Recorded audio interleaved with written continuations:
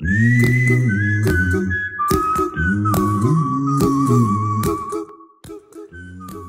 April 12, 2009, Contra Costa Times columnist Daniel Bornstein published a watershed article on retired fire chief Peter Nowicki. To whatever extent reporting had been done prior on public sector pensions, from this day forward, newspaper readers would never again lack insight into the world of public sector payrolls. As Bornstein detailed in that paper's edition, the fire chief in the small Moraga Orinda Fire District outside of San Francisco was able to convert his last year's salary of $165,000 into an annual pension of $241,000. Bornstein both posed and answered the question as to how this was possible. In short, by taking maximum advantage of district rules that enable the fire chief to sell back unused vacation and holiday pay, Nowicki increased his payout 46%. Nowicki was 50 years old when he retired. Nowicki appears to have planned this retirement spiking years in advance. He began to save up vacation and sick pay far before filing his retirement papers. When he went to leave the fire department, the saved-up vacation and sick pay were bought from him and rolled into his pension calculation.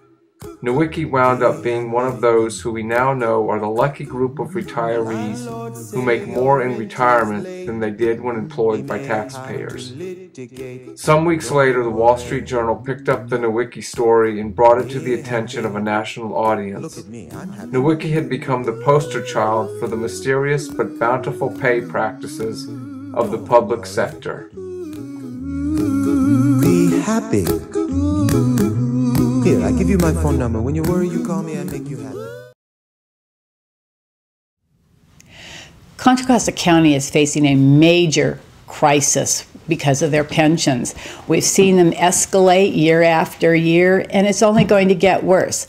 The problem is we made commitments to people, which we do need to honor years ago, but without understanding what the cost would be or how things would change. That's a big problem. People can retire at 50 and they live to 85. That really increases the cost, and that wasn't anticipated in the plan. We have the same problem in Social Security. So, slowly but surely, Contra Costa is having more and more of its budget taken up by the pension cost. It's going to get dramatically worse in the next few years. And David Twa, the county administrator, said, in 5 years, if we don't solve this, we're going to have to lay off a quarter of our employees. That's a huge difference in how things are going to operate. So this does need to be fixed. It's not exclusive to Contra Costa. It's in most other areas. In fact, there are some cities that are probably going to file bankruptcy. That was one of the problems that Vallejo had, was with their public employee pensions and salaries.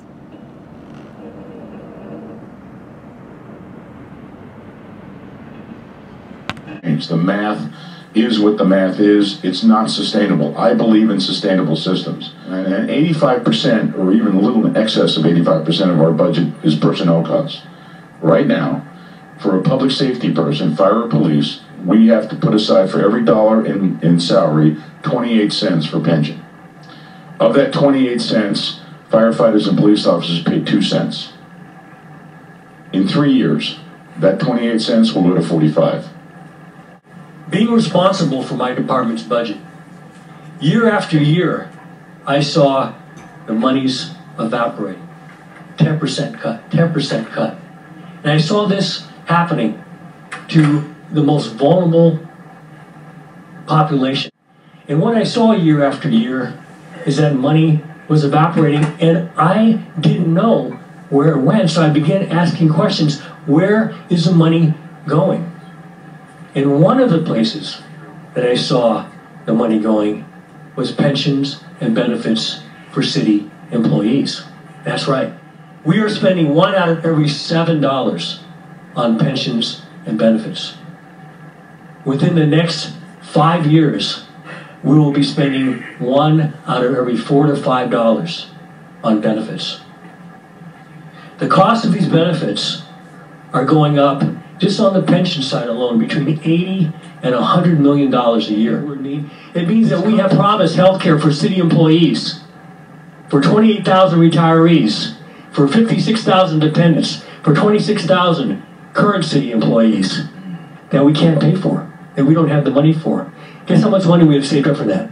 $9 million. $9 million against $4.3 billion. That's a fact. It's now an inverted pyramid. We have for every 18 people that are retiring in PERS, 10 are coming in. So more are leaving than coming in. The salaries are much higher. You can read the Hoover report. Salaries grew in a decade by over 50%.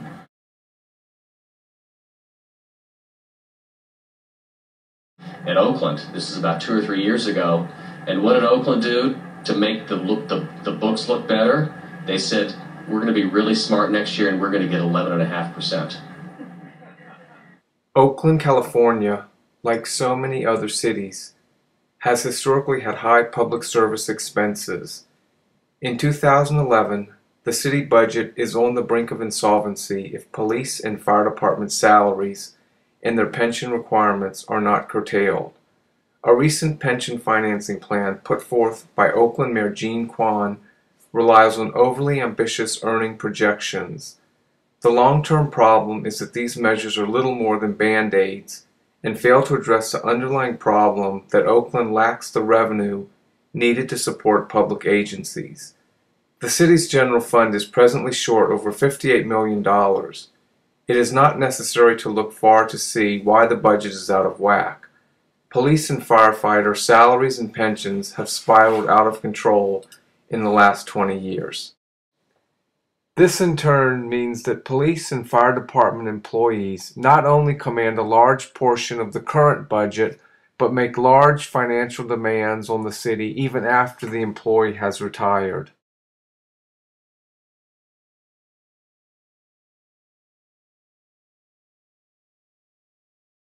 What is the dirtiest four-letter word in politics today? Does anyone want to take a guess? It's math. It's math. In every life we have some trouble, but when you worry you make it double. Don't worry, be happy. Don't worry, be happy now. Don't worry, be happy. Don't worry, be happy.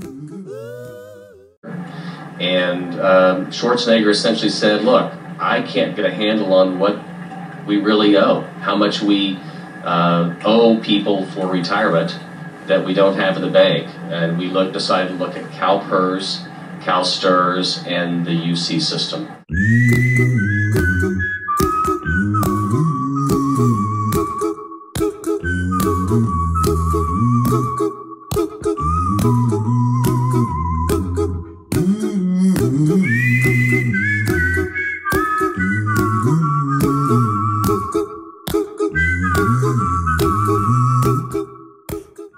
We're about $55 billion in the red. That was the number that they published. We think, and CalSTRS and UCRS also published the numbers, and they came up to about a figure of about $100 billion or something in that neighborhood.